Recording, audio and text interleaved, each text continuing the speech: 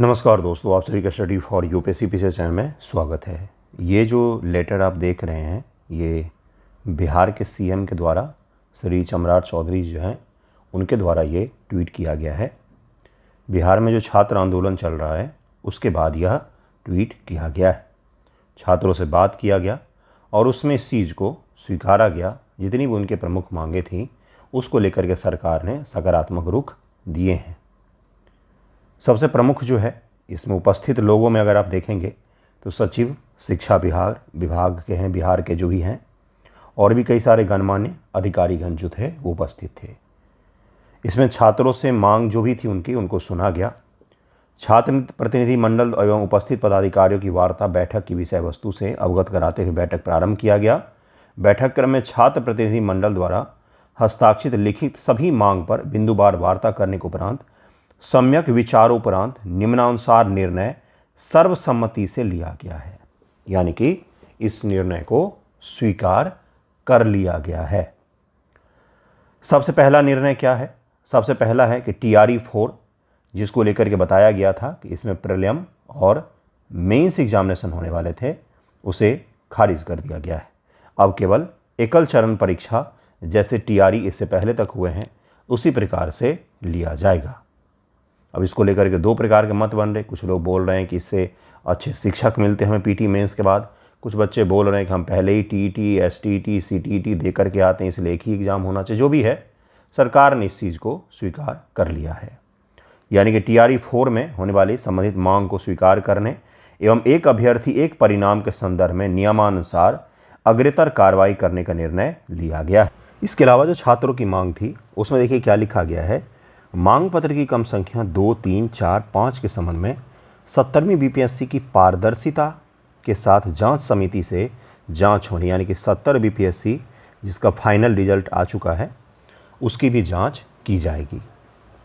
बिहार कर्मचारी चयन आयोग द्वारा आयोजित तमाम भर्ती परीक्षा समय पर होने। जो बिहार कर्मचारी चयन आयोग है, बिहार SSC जो है, उसकी सभी परीक्षाएं समय पर होने।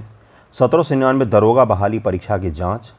सहायक प्राध्यापक से पहले बिहार पात्रता परीक्षा BET के संदर्भ में सर्वसम्मति से यह निर्णय लिया गया है कि परीक्षा सुधार के संबंध में माननीय उच्च न्यायालय पटना के न्यायाधीश की अध्यक्षता में गठित होने वाली कमेटी के समक्ष शिकायतकर्ता साक्ष्य सहित प्रूफ सहित कहा गया है अपना पक्ष अथवा सुझाव रखेंगे।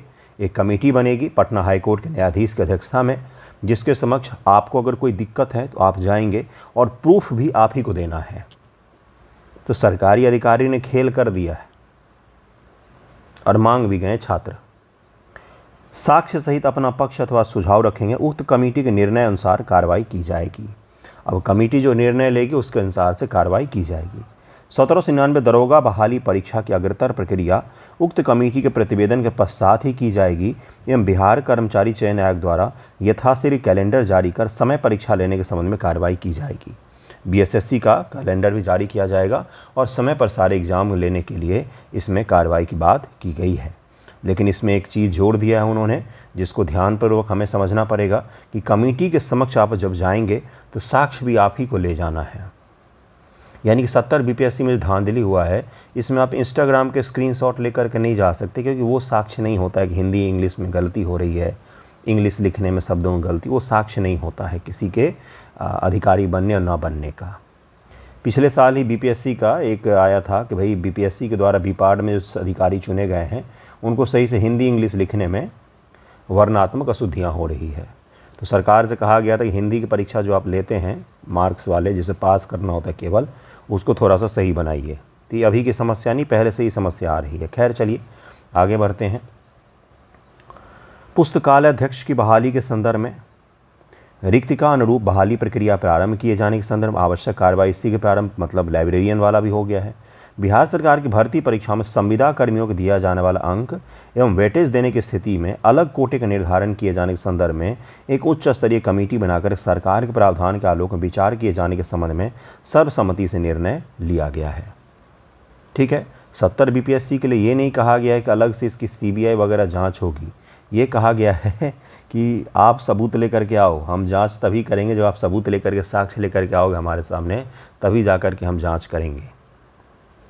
बिहार के सभी भर्ती प्रक्रियाओं में अधिकतम डोमिसाइल नीति लागू होने के संबंध में न्यायविद से प्राप्त परामर्श के अनुरूप नियमानुकूल अग्रतर प्रक्रिया किए जाने का निर्णय लिया गया है।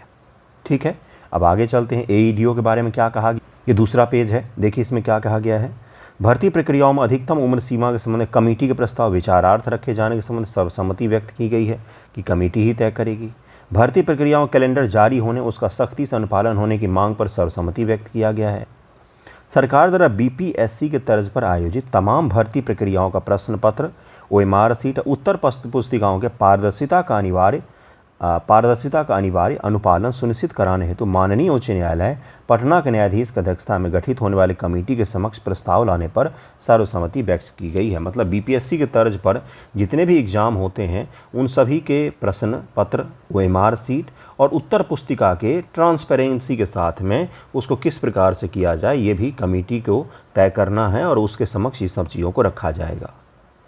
बीपीएससी द्वारा आयोजित एईडीओ सैनिटरी आदि परीक्षा के पेपर लीक की निष्पक्ष जांच हेतु सैनिटरी का पेपर और एईडीओ जो पेपर लीक हुआ था उसके लिए ईओ द्वारा नियम संगत आवश्यक कार्रवाई की जाएगी। बीपीएससी एईडीओ के लिए कहा गया है ईओयू को, इकोनॉमिक ऑफेंस यूनिट को, लेकिन 70 बीपीएससी के लिए नहीं कहा गया है। ठीक है, सभी प्रतियोगी परीक्षाओं में पारदर्शिता, ट्रांसपेरेंसी, निष्पक्षता, जवाबदेही सुनिश्चित करने के लिए सर्वसम्मति से प्रतिबद्धता व्यक्त की गई है। और इसके बाद से यहाँ पर सभी के सभी आंदोलन समाप्त करने का भी निर्णय छात्रों द्वारा लिया गया है। देखिए यहाँ पर ये लाइन भी, उक्त विमर्श के उपरांत छात्रों द्वारा आंदोलन समाप्त करने का निर्णय लिया गया और सभी छात्रों ने, जो भी छात्र के ओर से गए थे प्रतिनिधि मंडल 13 लोग गए थे, उन सभी ने यहाँ पर साइन किए हैं और अपने अपने फ़ोन नंबर भी दिए हैं। फ़ोन नंबर तो नहीं प्रचारित होना चाहिए किसी का, खैर जो भी, अब तो पत्र सीएम ने ट्वीट किया तो उस पर भी फ़ोन नंबर है ही, तो इस प्रकार से उन्होंने कर दिया है। यहाँ पर सभी अधिकारियों के साइन भी हो गए हैं। यानी कि आंदोलन की जो मुख्य मांगें थीं उसको सरकार ने स्वीकार किया है।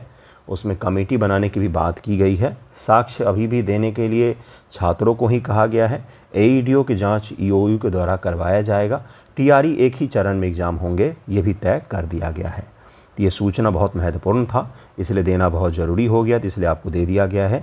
अब आपका इस पर जो भी मत हो ज़रूर बताइएगा कि टीआरई एक चरण में होना चाहिए या 2 चरण में होना चाहिए। 70 बीपीएससी के समक्ष में 70 बीपीएससी के लिए आपका क्या सोचना है ये भी आप बता सकते हैं। तो जो भी है ये निर्णय ले लिया गया। एक चीज़ ज़रूर है, एक इसमें अगर सकारात्मक सबसे बड़ी चीज़ को देखेंगे ना, सबसे बड़ा सकारात्मक चीज़ इसमें क्या है कि आंदोलन के पश्चात ना सरकार ने छात्रों की सुनी है और ट्रांसपेरेंसी होना चाहिए, इसको लेकर के उन्होंने बात की है कि हाँ भाई पारदर्शिता हम सुनिश्चित करेंगे। तो जब भी इस तरह का आंदोलन होता है, इस तरह के वार्तालाप होता है, तो भले उसे चीज़ें तुरंत ना बदलें, लेकिन लॉन्ग टर्म में वो कहीं ना कहीं सरकार को इस चीज़ का संकेत दे देता है कि छात्र जो हैं वो चुप नहीं रहेंगे और आप कुछ भी अपने मनमाने ढंग से नहीं कर सकते हैं।